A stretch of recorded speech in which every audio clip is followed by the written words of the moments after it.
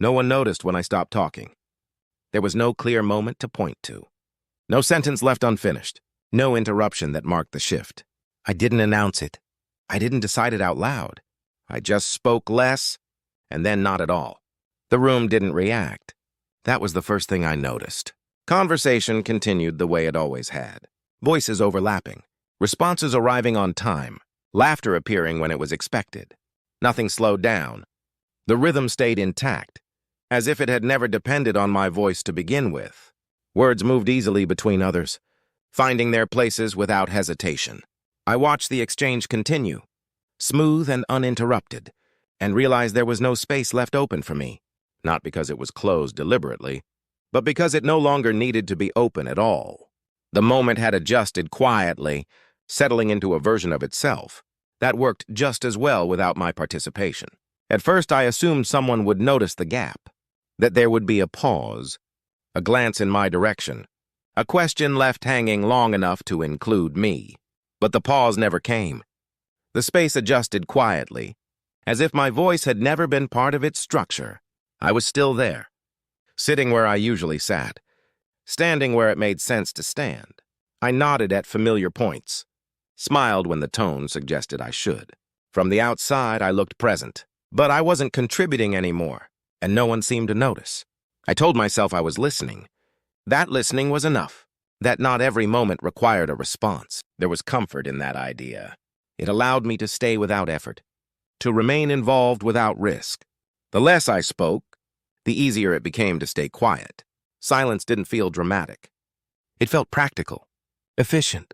The conversation didn't need to slow down for me. It didn't need to make room. Others filled the space naturally, their words finding places without resistance. I watched how smoothly it worked, how easily the moment reorganized itself around the voices that remained. There was no tension in the air, no awkward gap waiting to be filled. Everything functioned, and that made my silence invisible. I realized then that absence doesn't always announce itself. Sometimes it blends in. Sometimes it looks exactly like cooperation. I wasn't being ignored. I wasn't being excluded. I was simply no longer expected. That distinction mattered more than I thought. At some point, I stopped waiting for the right moment to speak. I stopped rehearsing sentences in my head, stopped measuring whether my thoughts were worth interrupting the flow. The moment had already moved on. Speaking now would have felt misplaced. Not wrong, just unnecessary. Like adding a comment after the decision had already been made. So I stayed quiet. And the longer I stayed quiet, the more natural it felt. Silence became a habit, not a deliberate one. Just a pattern that repeated itself, because nothing challenged it. Time kept moving forward, and my voice stayed behind. The room didn't need to acknowledge the change. It had already adjusted.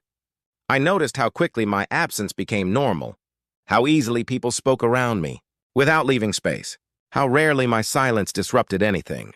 That was the part I didn't expect. Not that I would stop talking, but that no one would notice when I did. There was no moment of concern.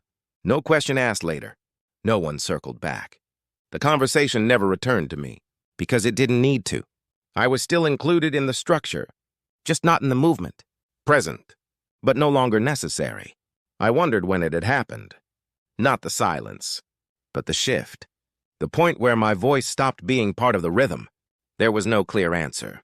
It wasn't caused by one moment or one decision. It happened gradually, the way habits form, quietly. I don't know what would have happened if I had spoken sooner, if I had interrupted the flow before it settled into something complete. Maybe nothing would have changed. Maybe everything would have. There's no way to know. All I know is this: silence doesn't always arrive as a choice. Sometimes it arrives as a delay that keeps extending itself until it no longer feels optional. And when that happens, the world doesn't stop to notice. It keeps moving, adjusting effortlessly, learning how to continue without you. No one noticed when I stopped talking, and by the time I realized what that meant, the moment had already passed.